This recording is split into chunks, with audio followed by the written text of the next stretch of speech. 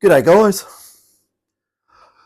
Getting a lot of 6000s coming in the door for various upgrades and modifications and things. And I'll tell you what, I keep finding, I don't know why, by now I keep finding the problematic inductors. Well, you can't even see like that, can you? But these problematic inductors, these little black things look like little ants, don't they? But they're a bit bigger than an ant. What do we call ants? Amigos or something. Amigos? I don't know. Oh, she's in her own world. She's not going to listen. Yeah, these things. I keep finding those in some of these 6000s. And these are the ones that cause the audio problem. If you use the internal speaker, it goes all microphonic and horrible and goes into a feedback loop. And yeah, I just keep finding them, keep pulling them out, putting I put new ones in there. So there. These are the ones I've been putting in. If I can get one out, I'm getting low on stock. I've been putting so many of these in, but yeah, been putting those ones in there. You can see the bottom of it there, and they're very low profile and totally encapsulated. And for some reason, they're not microphonic, so it cures the problem. So if you want to, I wouldn't do it. Do it yourself. I wouldn't do it.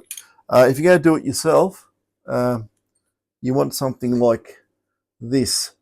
If you look at the tips on that, you can get on surface mount components. I'll put it there so you can see. Yeah, you put it on surface mount components, and you can heat both sides up at the same time.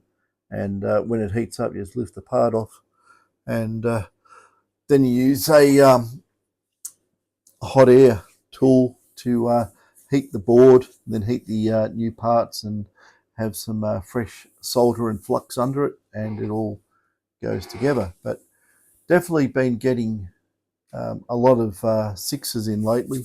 So yeah, I'm just finishing them off. And yes, sevens still come in the door, sixes come in, lots and lots of 5000s. You know, it's just always flat out all the time with these detectors.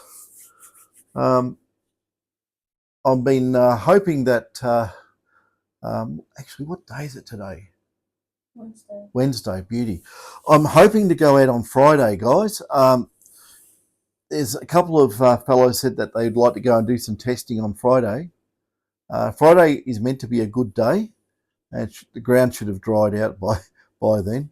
But if you're interested, Friday is the day that I have earmarked to go and do some testing, do some side-by-side tests, test out that Cortec Elite Max coil on the 5000s, the ones with variable frequency and variable gain, and just see how they perform against a standard one.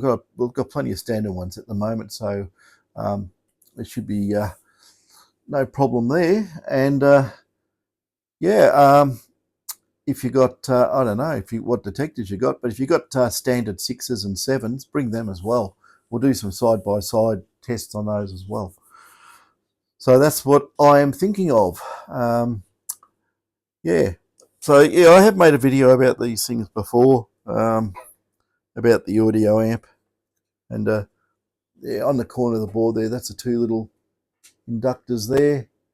They're been replaced, and yeah, it all sounds good once done. But yeah, I don't know if there was actually a proper or a structured type of recall done on that when they all went out with the wrong, well, basically not the wrong inductors, we just call them microphonic inductors, and they've been slowly changed. Some detectors I have seen have had them done, some have not, and the newer ones are definitely factory replaced. So yeah, you just got to get the ones that don't vibrate or whatever they do. So it's an easy fix, but you got to be careful You don't want to cause a solder blob or heat the surrounding parts up and cook them. The way you stop that, of course, is you use some deflection tape around them. Normally, I just saw some on the floor. This stuff, just put that around the board so the heat just reflects away from the critical components you do not want to get hot, such as the Class D driver or amplifier IC near there. So there we go. So that was all I'm going to say about these 6000s at the moment. Now, I do have some stuff coming up for 6s. It won't be for a while, and I have yet to test what I want to do. I've ordered some bits and pieces in, which have just become available. So everybody will be looking on the various electronic company websites to see what's new in the world. But some stuff, some of it's obscure too. I don't get it from, some stuff I don't get from where you think I get it from. But yeah, there's many countries that make semiconductors, so go for a hunt. But there is some stuff coming out, which is going to be really good. So I've got my dibs on some of that to get in, as I'm going to be doing the tests on it. So I've already spoken to the companies involved on a lot of this stuff. When it comes available, I'm sort of a beta tester, so I'll run it and test it to see if it works. You know, in the whatever application, stick in metal detectors or audio amplifiers or whatever it may be. And if there's a really good improvement, then yeah, I put a good order in, or get them, and in the detectors they will go. There's just a lot of stuff that can be done at the moment. A lot of stuff that was done a particular way years ago, and everyone uses it as a standard. A lot of that stuff now I've just thrown out the window. There's a lot of stuff done, in my opinion, that was wrong and had unintended consequences in the operation of some of this electronic stuff. So I'm not going to go too much into that either. But yeah, just a short one on 6s. There is definitely a way to shut the 6s up. Been proven. Lots and lots of people out there have had it done, and there are various comments around the place. And a lot of times, what I'm finding too, a lot of people out there, they have issues with their detectors, and you know, about 90% of it is usually operator error or something like that. So, you know, we've had detectors and people say, oh, you know, it's not doing this, we're not doing that, and you get it back and you test it, and you go, it's absolutely fine. You go out and test it yourself, and it's absolutely fine, and they're just doing something wrong. You know, the one that gets me is they go, oh, make the detector nice and quiet. On the older detectors, like the GPXs, they go, oh, turn the stabilizer to 1. Why can't I get any small gold? Don't do that. You'll squash out all those tiny signals. Any fast response signals will get basically squashed out if you're using a small coil and you ping them very fast. You're going to have a massive decrease in signal amplitude, and you'll sit there and go, oh, why aren't I getting any gold when everyone else is picking up, you know, fly specs? So, yeah, it's got to know what you're doing. It's not just, you know, I've always said with these detectors, the best way to operate them is bloody reset them to factory default. And when you do that, it's really very broadly set that it would probably work everywhere and anywhere. The other thing, you know, I was going to do a video on this. I haven't done it yet. I might do it after this, where I'm going to explain certain modes on the detectors, why you do not use them to go after certain targets with particular coils. A lot of people don't know, and they just set it and they say, oh, you know, the ground's noisy. I'm going to go and I'm going to put that in enhance, right? And enhance doesn't pick up any hot rocks.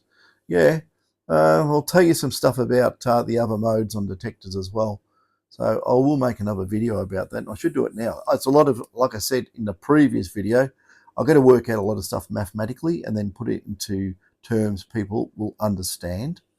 And I don't know if should I convert it all into buckets of water or something. I don't know, half buckets of water and full buckets of water. Or how about a big shovel and a small shovel?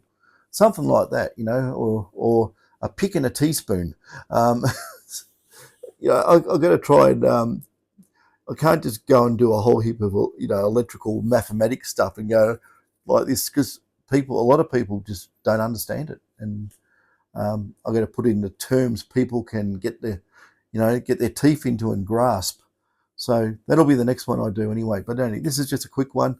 I'm just saying, guys out there, if you're using these sixes and you're getting a lot of funny audio effects and using the internal speaker, just be aware there is that feedback problem. I don't really know if it was really pushed and everyone was told.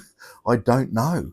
And, you know, you might think it's something else, and it's those damn inductors in there doing it. Well, like I say, I see a lot of them being replaced. You know, I'd say they've been replaced under warranty. Like I say, I don't know. I'm not going to go and say anything's a fact. It's all just opinions, so I don't really know. But there was, as far as I know, there was no general recall on it. It was like if it affected you, well, you would have put your hand up and gone, "Oh, I got a problem, sir," and then it probably would have been fixed. But I don't really know. So you just got to be aware that I'm saying things in a particular way that we don't upset anybody. So that's why it's just opinion, right? It's not a fact. Well, it might be a fact, but I don't know. So, yeah, I'm not going to say anything that upsets anybody. So, yeah. So if you got a screaming Banshee 6000, it's the audio goes bonkers on it. Yeah, that's probably what it is. I did find this before on some of the earlier. Trying to remember back now. I'm going back into the days of when Jonathan Porter was doing a hell of a lot of stuff for MindLab. I think it was might have been GP days. It could have been early GPX. I'm not sure, but I know there was sometimes you get a detector and you'd shorten the shaft or run there's a coil closer to the detector than normal, and you put a external amplifier on the detector, some type of booster, and then it would make this feedback. It would basically somehow, I think it was the audio rattling the coil shell and going back like that. It was really weird, and he was the one who pointed it out, actually. So, I went and did some experiments with that. I'm pretty sure that removing the coil away from the detector, making it a bit longer on the shaft, actually fixed that problem. So, and also turning the audio down. Don't have it booming on a external speaker. And stuff like that. But there's all these funny, quirky things that have happened over the years. Got it all documented away, and what the fixes are. So all good fun. Anyway, I'm not going to stretch it out because I'll just be waffling on. But there are some other things, very interesting things happening in the background too. To do with detectors, but not to do with detectors. I'm not going to elaborate on that, but things that should never have been said. Put it that way. But it's going to unfold. You're going to watch it. It's going to be an absolute ripper and a half, and you'll probably all just end up saying, how could anyone be so stupid? Right? That's what you'll all think when it all comes out. It's all coming out. It's going to be a real ripper. Quite interesting. So, yeah, Shari's shaking her head, saying, no, don't say any more. No, don't talk about it. Don't talk about it, okay? I won't talk about it then. So there's my yeah, I don't know what you are. What are you? You're my legal expert sitting over there. But anyway, yeah, fun times ahead. Like I say, it will be entertaining. It'll all come out in the wash. So apart from that, I'll leave it there, and I'll make another one. I'll do the different mode type scenario. I've got to go and do a whole heap of calculations. I'll even calculate out some functionality on the 6000 as well. We'll compare that to how that detector operates and how the others operate, and its overall ability to get particular size targets within reason. I mean, it's not a hard, fast science. There's a lot of variables, but we'll give it our best shot, and you'll be able to draw some conclusions from the information that I put up. So anyway, leave it there. Catch us later.